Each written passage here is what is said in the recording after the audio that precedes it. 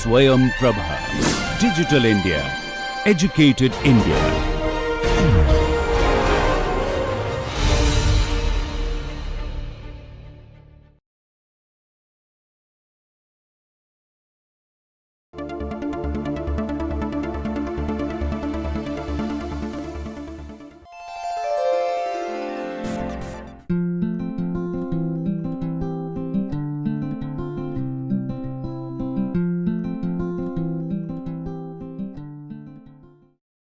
Welcome to NPTEL, the National Program on Technology Enhanced Learning, being brought to you by the Indian Institutes of Technology and the Indian Institute of Science.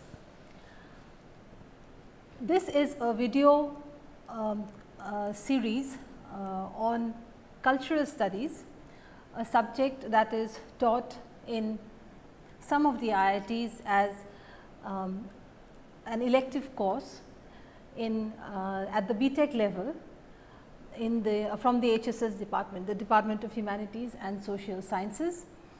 The lectures in these series are explicatory in nature, focusing on some of the elementary concepts and articulations, some of the basic theoretical concepts, in a bid to acquaint the students studying in various engineering colleges in our country to the basics of cultural studies. However, the hope is also this, that students who are at higher levels, for instance at postgraduate levels in humanities and social sciences departments, it is hoped that these lectures will also be useful for such students. So, we are in module 3, which is entitled Sites of Cultural Studies. We have already looked at 4 different sites of cultural studies, and we are in lecture 5 now, which is entitled Language. Language as a site of cultural studies is slightly different from the way we have understood the previous concepts or sites of cultural studies, in that it is both a site and it is something that is also constitutive of culture. Okay? So, it is a very rich site in that sense, in the sense of being both both backdrop as well as something that is constitutive of culture. Anyway, we now go into the recap, which is which we do in all the lectures. We talk about the lecture which we gave just before this, and you will recall that our topic in the last lecture was that of development, and development as related to culture and the way it is seen in cultural studies. Okay? And we saw that the World Commission on Culture and Development in 1992 described culture as ways of living together, and we recall that culture is understood as a way of life. The general definition of culture is a way of life, but here the together, the living together is emphasized. Then we also saw that the scope of studying development from a cultural studies perspective includes, for example, and among others, culture as a right, cultural policy, economic and social practices, sustainable development, culture as environment for well-being. These are no means the only ways in which the scope of studying development in cultural studies or from a cultural perspective may be delineated. There are several others, but basically we may zoom in on these 5 components or features of the scope of studying development from a cultural studies perspective. Then we saw that in this perspective, the resources of the people, okay, the resources of a community, for instance heritage, beliefs, values, myths, modes of expression, these hold, or at least should hold center stage, as the critics in this domain claim, for true development, for people centered development to happen. Next, I had left out 2 slides for owing to paucity of time, and I am quickly going to refer to this. Remember, we had talked about Bhikkhu Parekh's document on emphasizing pluralism, multiculturality. Okay. There it follows that the features of contemporary multicultural societies are different in the sense that, or at least we have to recognize these as different, and they are, for instance, CMC, or in short for contemporary multicultural societies, is contemporary multicultural societies, or contemporary multiculturalism is wider and deeper, covering larger areas of human existence and rooted in important differences in understanding what it means to lead a good life. Okay. So, it does not sweep away, so to speak. It does not ignore, okay, the sort of the net is cast very wide and deep, okay, to include different ways of living, as it says here, covering larger areas of human existence. Next, contemporary multiculturalism is more defined. This is an important word, more defined, more questioning of dominating structures, of dominant structures, okay, demanding a democratic setup with equal rights to life and resources. Okay. So, this follows obviously from point number 1, that is casting the net wider and deeper in a bid to be more inclusive, in a bid to accommodate everyone, no matter how heterogeneous, how diverse cultures, beliefs and cultural resources are. And on the other hand, this ties in with the fact that contemporary multiculturalism has to be sort of defiant and questioning in a bid to bring in more democratic democratic setups. So, it is also situated in the context of an increasing economic and cultural globalization, where there is, as I said mentioned before, there is a paradox of both homogeneity, okay, and heterogeneity, of both sameness and difference. Next, contemporary multiculturalism has as its legacy the history of the culturally homogenizing modern nation state. Okay, we cannot do away with the fact that it is informed, okay, by the fact that there is a homogenizing tendency of the modern nation state. For instance, even in a country like ours, where it is a fact that there is a lot of cultural heterogeneity of beliefs, diversity. Okay. Nevertheless, the concept of the nation state, the modern nation state, that is India, has, whether we like it or not, a certain homogenizing tendency of trying to put all cultures, all communities within the bigger or the larger rubric of a nation state. Okay. So, unity is mistaken as homogeneity and equality as uniformity. We have to be very careful in differentiating between terms like these. And finally, we found that what is the way out if we have to include culture as a central point in development? There should be a plurality of discourses, audiences, terrains, a certain decentered consciousness and anti-totalizing and systemic perspective and common grounds of assembly.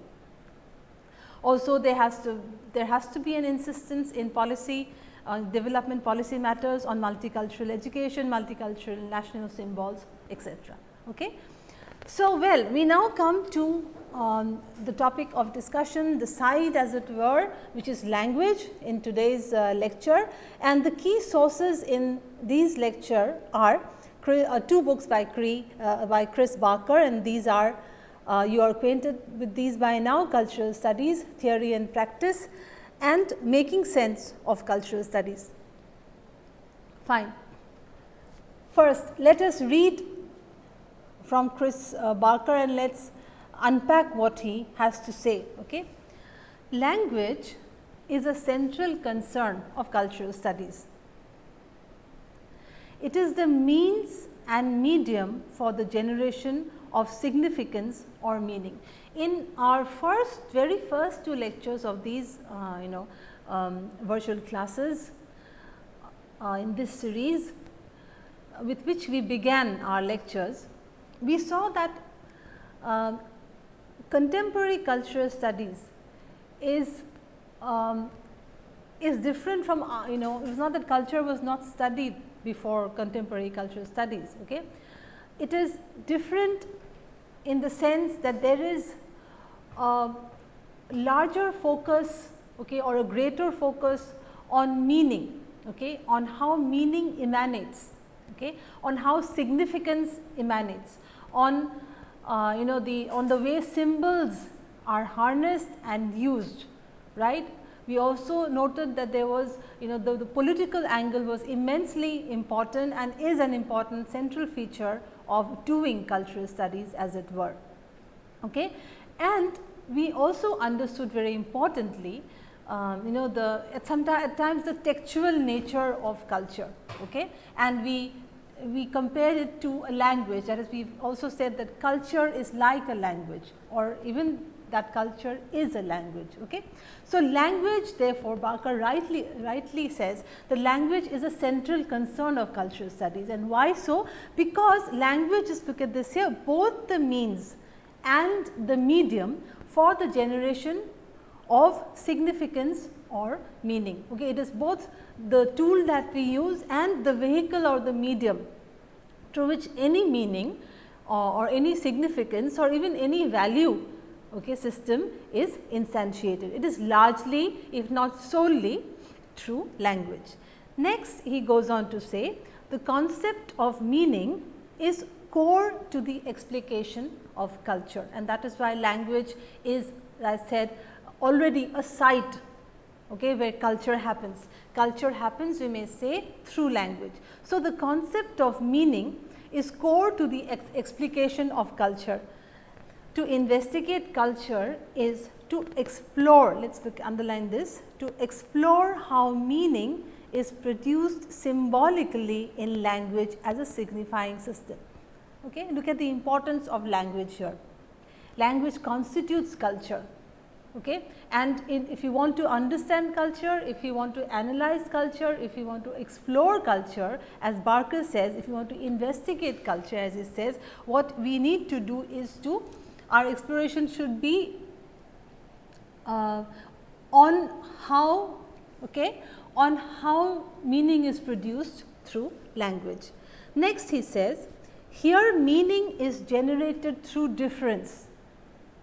Okay, we already we had already talked about post-structuralism and the importance of difference, how meaning is differential in any text for that matter, that there is nothing no ontological meaning ascribed to any word. Okay. Meanings emanate from a system of difference where every unit gets its meaning or its significance because it is not something else, which you call getting the meaning by negation, or as, or in relation to in relation to other words in the system.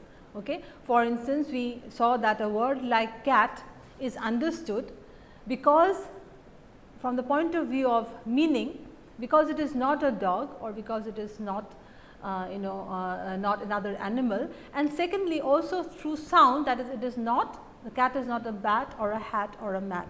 Okay. Also, we can say that dwelling places like house, a hut, hovel, shed, mansion, villa, all these individual words, okay, are possible or take on their meaning or significance only by not being the other.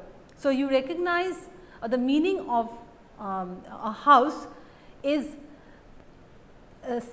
that it is not a hovel or a mansion. Okay. So, meaning emanates from a system of difference. Here meaning, let us look at this, here meaning is generated through difference, the relation of one signifier to another rather than by reference to fixed entities. That is, language in this sense, a sense begun by Ferdinand de Saussure and finally reaching its most radical, if I may use the word, radical enunciation in the work of Jacques Derrida, okay, and where language is said to be non-referential. Language does not refer to any fixed entities in this world in an independent object world. Okay. This of course has huge philosophical implications which I am not going to go into.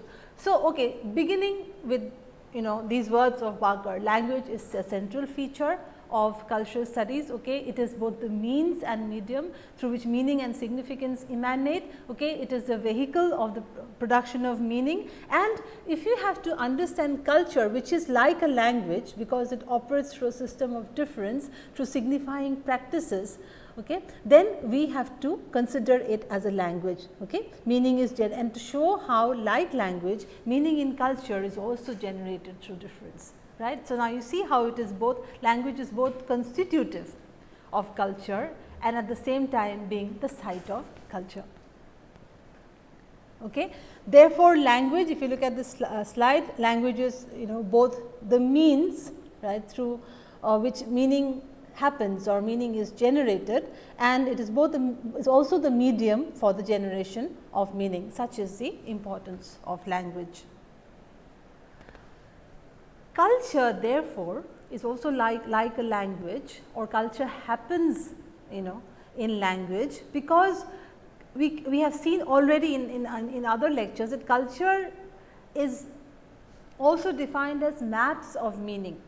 Okay? Maps of meaning, which are these maps of meaning, because they emanate, okay, because they happen, or this kind of cartography happens because it works like a language, okay, because it works through signifying practices, through a system of differences, okay, and the parallel between these in this case the parallel between language and culture is well established in cultural studies. The important thing to note here, as we know this word here, is that it is regulated. Please look at this slide. Okay, culture is maps of meaning, all right, but it is also one that is quite heavily regulated. Okay. Objects, and then further we may go on to say objects and practices, objects in our way of life, in our living, okay, and practices of living, right. Therefore, how do they gain significance? If you look at this slide here, objects and practices gain significance or meaning, even value, through precisely the play or crisscrossing of discourses.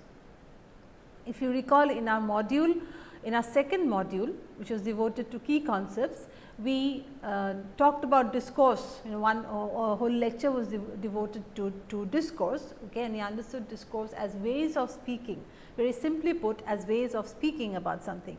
So, objects and practices in culture also gain significance through the crisscrossing of discourses, simply put, through the crisscrossing of language. Okay. So, the way of life, even if you feel that it is of course it is material, okay, of course it is something that is observable, something that is tangible, so much so that when somebody proposes that culture is textual, we may quite strongly react to that, to such an articulation, right. But we are not saying that culture is only textual, that culture exists only as marks on a page, okay. But the point is the articulation of culture, okay, the articulation of these objects and practices, and therefore their meaning generation and significance happens because of discourse. Okay. This is a point that has to be noted very, very carefully. Okay. Fine. Next, again let us read from Barker. Culture can, now this is in a way his, this is the summing up of the previous slides, and you will recognize it here. Culture can be regarded as regulated maps of meaning. These maps are constituted by crisscrossing discourses through which objects and practices acquire significance. Culture is a snapshot of the play of discursive practices within a given time and place. This is very important. Okay. Look at the metaphor of the snapshot, right, of the photograph. Culture is a snapshot in a specific time, in any specific time and space. Okay. It is like a photograph that has been taken, and that time and space is frozen in that photograph, and depends, and that snapshot depends on the circumstances of the time and place. So, culture is a snapshot of the play of discursive practices within a given time and space, and the important word here is, if you look at this slide, very important to note that these are not fixed, and these, the metaphor of the snapshot, for instance, the snapshot is not once and for all. Every different moment you have different snapshots, okay? Meaning that all snapshots therefore are temporary in the sense that they are not eternal. In the same way, okay, culture is, and the articulation of culture, the regulated maps of meaning are ever changing, fluid and dynamic, and also temporary. Then in making sense of cultural studies, Barker says, the machinery and operations of language are central concerns and problems for cultural studies. Now, look at these two words, the machinery and operations of language, that is looking at language as a system, trying to find out, like a machine, for instance, how these are constituted, what are the different units that go on to make the system called language, okay? And the operations of language. You can see these metaphors from engineering, okay? The machinery and operations of language are the central, if not chief, concerns of cultural studies. Then he says, indeed, the investigation of culture has often been regarded as, look at this, as virtually interchangeable with the exploration of meaning produced symbolically through signifying systems, that work like a language. Most important, okay, that work like a language. Let us look at this again. A, the machinery and operations of language are central concerns, and also it says, uses the word problems. These are problems for cultural studies. For instance, they are not easily, there is no easy answer for them. They cannot be solved so easily. Okay? They are both the concerns and problems of cultural studies. Indeed, the investigation of culture has often been regarded as, this is the point we had discussed earlier. Let us see how Barker has articulated it. As he says, virtually interchangeable with the exploration of meaning produced symbolically through signifying systems that work like a language. Okay? So, culture works through signifying systems like a language. Okay? So, I think this is clear by now. We have dwelt on this point of language being a central feature of cultural studies in the last few slides. Therefore, culture, as you look at this slide, culture is like a language. Okay? It works like a language. So, there are similar mechanisms at work if you look at these. Why? Because like language, okay, culture is also about the selection and organization of science. Okay. This takes on the most important meaning. Culture works like a language precisely because it is it is the selection and organization of science and signifying practices. Now, let us again read from Barker, if the study of culture centers on the generation of meaningful representations, right. Okay, look at this.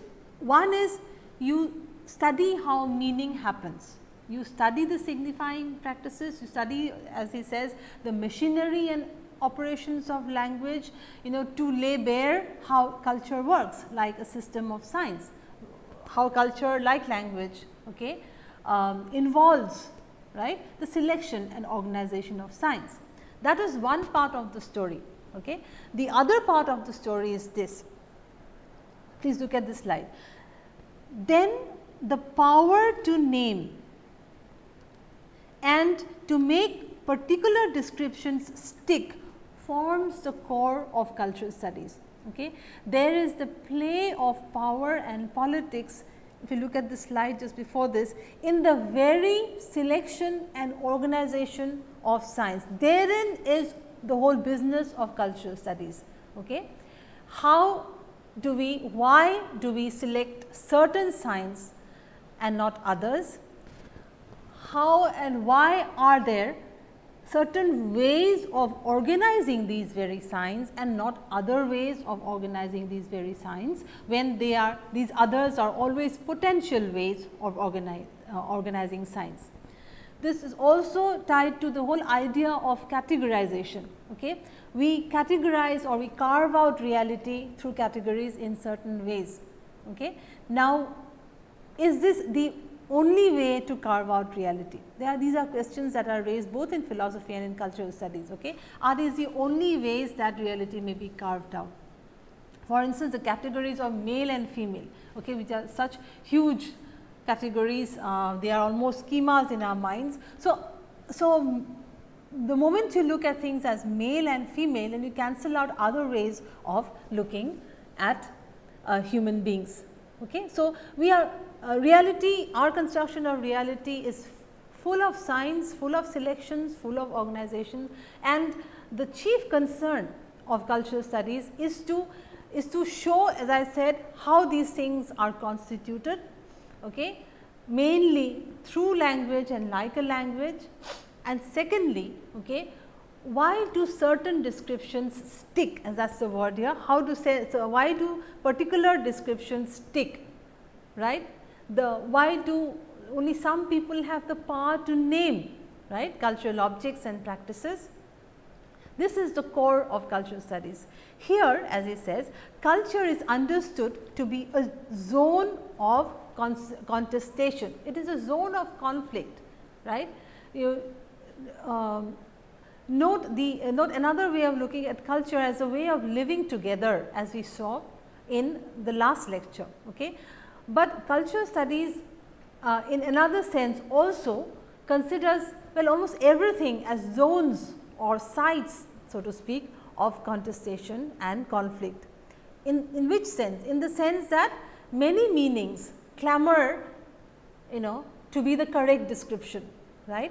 We pick out, or maybe dominant groups pick out only those that serve the dominant groups. Okay? The dominant groups therefore have the power to name these things, and also they devise mechanisms, regulated ways, okay, to make these things stick, to make these descriptions stick. So, here let us look at this here again. Here culture is understood to be a zone of contestation in which meanings and versions of the world, this is the word, versions of the world compete for ascendancy.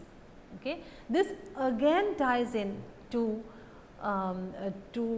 perspectives in philosophy that claim that we can only have different ways of living and maybe myriad potential ways of, it says here in this slide, versions of the world, meanings and versions of the world. So, which version of the world sticks is not necessarily because it is the best version of the world or the best description of reality. Okay? It sticks because of issues of power, issues of how certain meanings and versions are ignored or even hidden, okay, in a bid to have the power, so to speak, to name and to make certain descriptions stick, right. Now, before we go on to further explicate this, it may seem that we are caught, so to speak, in this language trap of looking at culture as a language. You could also say that we are caught in this culture trap, right. So, in a sense that always the power to name will reside with dominant groups, or the feeling that no other version, that some versions are always doomed to remain kind of latent possibilities. But as Barker says here and elsewhere, I mean in these books and elsewhere, right, he asks, how is change possible at all, or are we always to be in this trap? There are ways out, and these are also the concerns of cultural studies. Okay? One is imagining alternative possibilities. One would have to first acknowledge the fact that change can be done, okay, and change is brought about only by imagining that there may be other possible alternatives. Once you imagine, once you think or you can kind of visualize, right. You can visualize that the world can be different, that descriptions can be different, only then can change be possible. So, first is imagining alternative possibilities. Second is very important, redescription. Remember, in the beginning of this lecture, we discussed this point also. We said that culture is regulated maps of meaning, culture is ultimately discursive. Do you recall? The culture is a matter of, what was the term? Matter of the play or crisscrossing of discourses. Okay. Now, if we have to change this site, what do? We have to begin to redescribe. And this redescribing, or going by the definition of discourse, is a way of speaking or having new ways of speaking, devising new ways of speaking about anything of reality, of gender, of sexuality, of race, of caste, class, etc. New ways of looking at it enables us to come out of this language trap or culture as the trap of dominant language of dominant groups. Okay. So, let us begin to redescribe. We are going to talk about it anew, okay, dismantling the usual categories, for instance, right. Then resignification, the next point is resignification, that is the signs, right, the signs that, remember, I think it was in the lecture on post structuralism perhaps, where we had talked about a bit about Saussure, or in structuralism, sorry, on Saussure, and we said that there is no one-to-one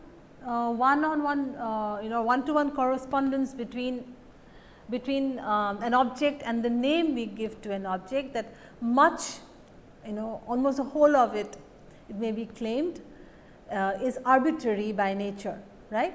So, but signs also, Saussure also agrees that finally some signs become accepted. There are some correspondences which are maintained by convention, and they are very difficult to dismantle. For instance, the traffic signal system of say red, amber and green is so ensconced in our culture, in our minds also, that we do not find any reason to dismantle these, and for instance replace these with say pink, lavender and and indigo, for instance, right. But people, culture, ways of living, realities of domination and oppression are not like traffic signals, okay.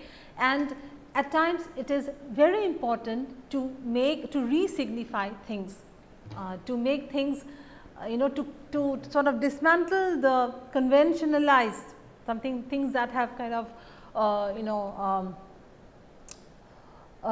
of achieved a status of almost naturalness. It is important to question and reframe the whole process of resignification of objects and practices. Then next point here is point number 4, recognizing the politics of the signifier, right. Remember again that we had spoken about a sign being divided into a signifier and the signified, okay. So, assigning signifiers and their meanings, concepts that are signified, is not a wholly arbitrary, from the point of view of politics and cultural studies, is never a wholly arbitrary and sort of innocent, sort of neutral sort of matter, okay, that just so happened that this signifies some, this signifies that. Now, recognizing that there is politics, there is power involved in the signification process, is another way in which change, as said, or coming out of the language cultural trap is possible. Then finally, social contradictions, recognizing very well that there are certain contradictory forces in our social lives, in our cultural lives, that we cannot do without, that it is a reality of our social lives, of our cultural living. So, this is something that we have to first acknowledge, okay, as we don't sweep it under the carpet, that everything is hunky dory and that we don't there is no contest and all classes, caste classes are kind of happy with their own situation. It is never like that. So, a realization, a recognition, so to speak, of the existence of social contradiction and how to work on this, further on these. Okay. These are also other ways of bringing in change, and that is dismantling or coming out of the cultural trap. Quickly look at it again. How is change possible? We have to be able to imagine alternative possibilities. Okay. We should be able to write, or we should be able to articulate new descriptions that may might completely take us off our mark. Okay. We should have newer discourses, right. We should be able to re-signify, to question and then have new frameworks of signification, in which the politics of the signifier is something that we have to admit and work on. And finally, we have also to understand that society, social and cultural living is full of contradictions, right. So, it is a very rich, it is an array of possibilities of how to get over or to sort of conquer the language, the cultural trap. Then again, coming back to language and how Barker has articulated these, we will read again. Well, Barker says, further, the signifying practices of language endow material objects and social, look at this, material, okay, language endows material objects and social practices with meanings that are brought into view and made intelligible to us in terms which language delimits. This is very important. Okay. The sign system, the signifying practices of language, it is only through that is why language is a site and something that is constitutive of culture. Okay. I think this quotation brings out the facts so beautifully, right. The signifying practices of language and endow material objects and social practices with meanings. Okay. Meanings are meanings of these practices and objects, okay, are possible, they happen through discourse, through language, and they are made intelligible to us in terms only of language. Okay, look at this term, in terms of which, look at this please, in terms which language delimits. So, language will again make the boundaries within which something is intelligible, right. This again brings in the primacy of language, right. At the same time, it shows very beautifully, it shows the way out for us. For instance, if you re-describe, okay, if you re-signify, right, if you have different newer frameworks of describing, what are these? Material objects, socio-cultural practices, okay, then you also break what is given here, the word here, the delimitations. Do you follow? The delimitations that language imposes on our intelligibility, the understanding of cultural practices. Let me read this again slowly. Further, the signifying practices of language endow or give material objects and social practices with meanings that are brought into view and made intelligible, that we understand these to us in terms which language delimits or which language sets out or sets for us. Further, language structures which meanings can or cannot be deployed under determinate circumstances by speaking subjects. As such, language is implicated in forms of power, with cultural politics operating at the level of signification and text. Of course, this pronouncements as these have not, it's not that they have not undergone a lot of criticism, particularly by Marxist critics, for instance, by critics from the material, from the school of materialism, for instance, okay, who are deeply against this whole idea of culture as text. Okay. But since we are talking about the primacy of language as a site and a constitutive factor of culture, okay, we may consider these to be of importance. So, as such language is implicated in forms of power with cultural politics operating at the level of signification and text. Next, well, in his book Cultural Studies Theory and Practice, Barker talks about the philosopher Richard Rorty, and we will spend a few slides or a few minutes on Rorty. Richard Rorty is an important philosopher when it comes to what we call the anti-representationalist school of thought or perspective in philosophy. Okay. So, Rorty, let us look at two important statements by him. Okay. This is not simply a metaphor, the word conversation, right.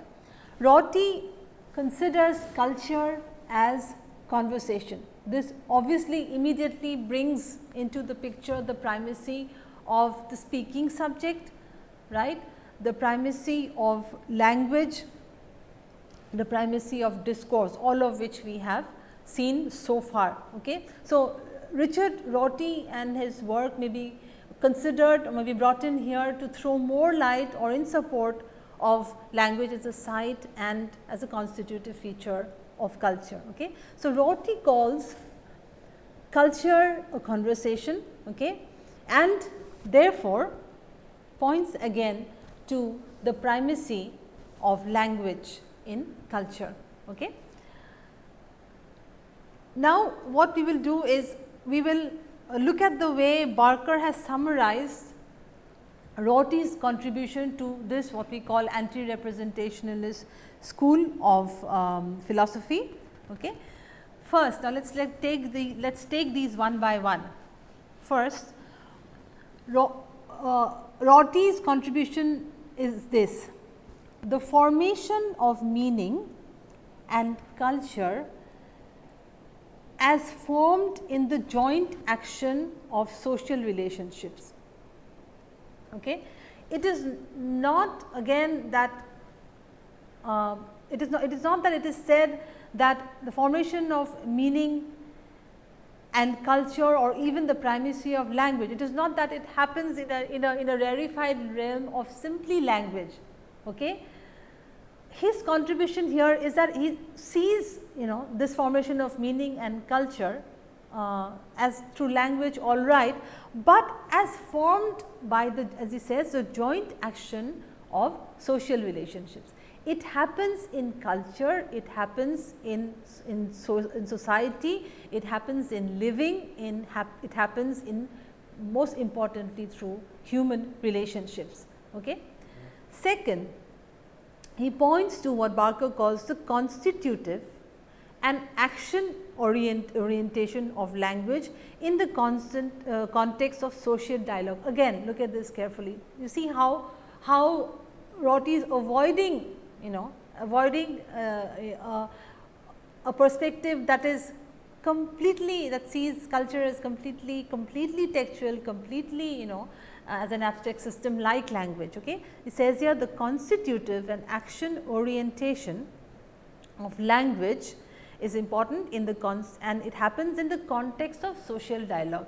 This is similar to the articulation in that is number 1, which he had called the joint action of social relationships. Here also we have the importance of society as culture as not just the backdrop, okay, but more in a dialectical process of social dialogue. Number 3, he talks about the importance of the social practice of reason giving in the justification of action. Let us look at this again. He says again, you see the word social coming in all the time. Okay. He lays great importance on the social practice of reason giving in the justification of action, of justification of practices, say for instance, if you have to bring it to our domain of cultural practices and activities. Okay. Again, the social practice of reason giving. Point number 4, to think through cross cultural communication in terms of the learning of language skills. Okay. Now, here he gives primary importance to again to language, that is even in cross cultural communication, okay, language skills become very important. Okay. So, when you communicate, it is important that you learn to know the language of the other. If not, you have certain language skills through which you may communicate signs, you may communicate the what the signifying practices are in your own culture, and try to understand another culture, okay, through their signifying systems and practices. Next,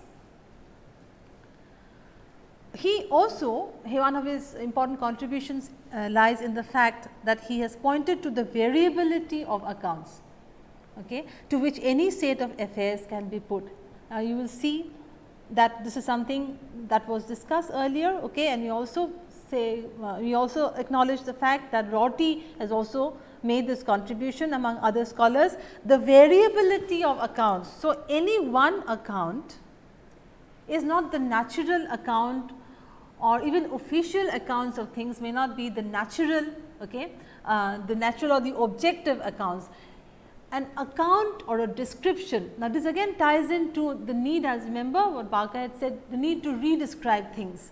Okay. So, there are varying accounts of any cultural practice, okay, even of cultural objects, of reality in general. Okay. So, the variability of accounts to which any state of affairs may be put.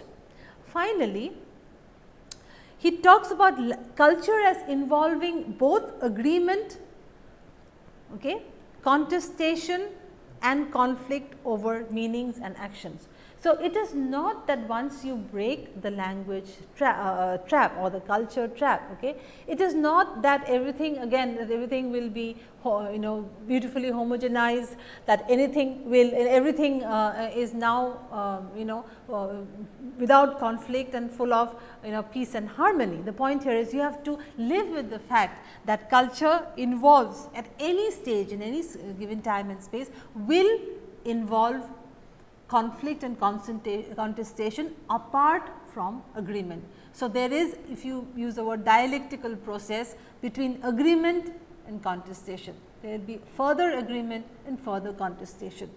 Okay. So, this is those of you who are interested on how Rorty may be sort of harnessed for cultural studies may go on to look at this philosopher, right. Therefore, Rorty's contribution belongs to the field of anti-representationalism, that things cannot be represented, right.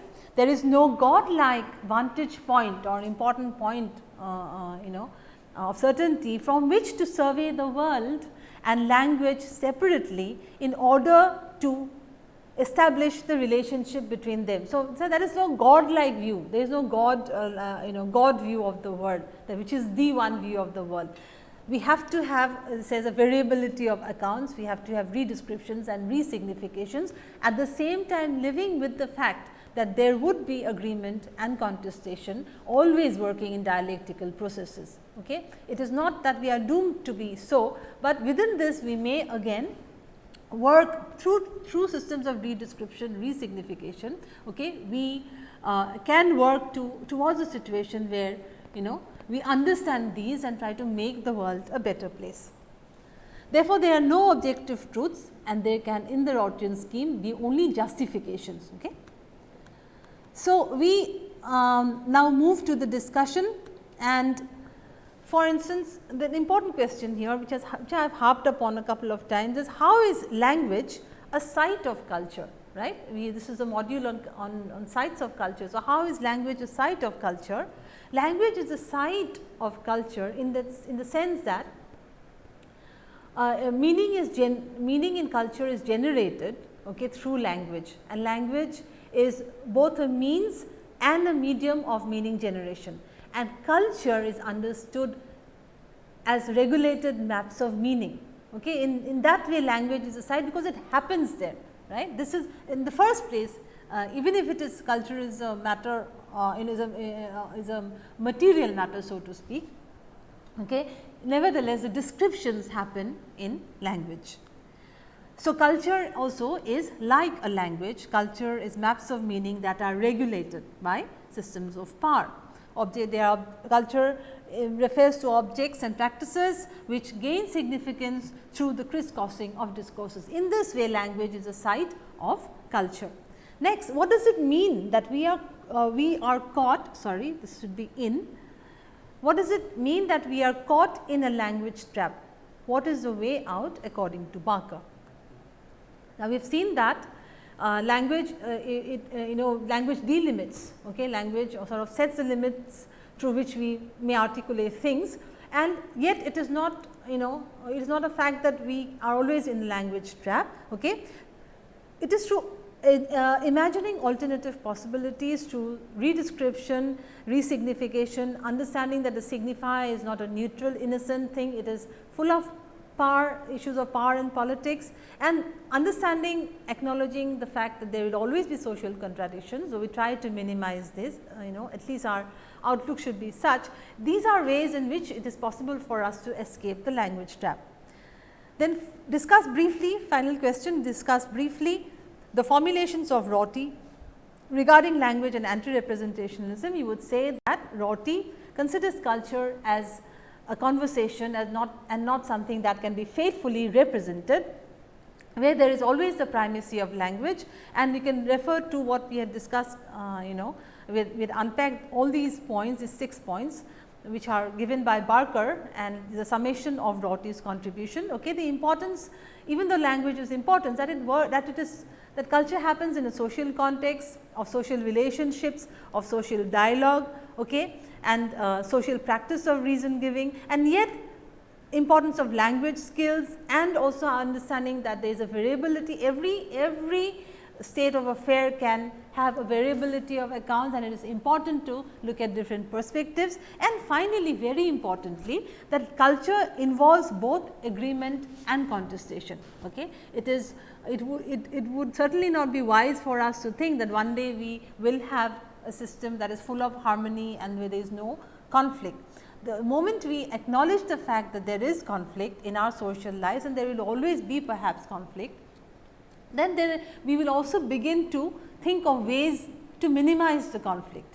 Okay?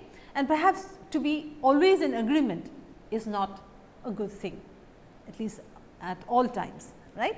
So, I hope again one can spend so much time, one could spend 10 lectures on talking about language and its importance in cultural studies. And many of my lectures till now, I think adequate reference has been made to language, the centrality of language, certainly in the first few lectures and 1 or 2 lectures in the second module.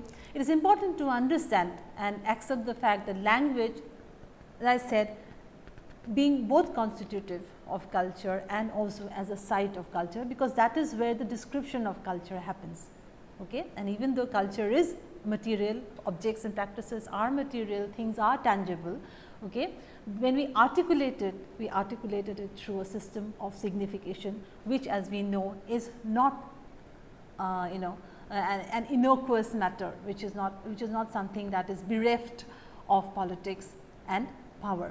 So, thank you so much, and we shall be moving on in the next lecture to another important site, increasingly important for us, full of contestations, which is and the next which is globalization, right. So, we will be looking at globalization from a cultural studies perspective. Thank you so much.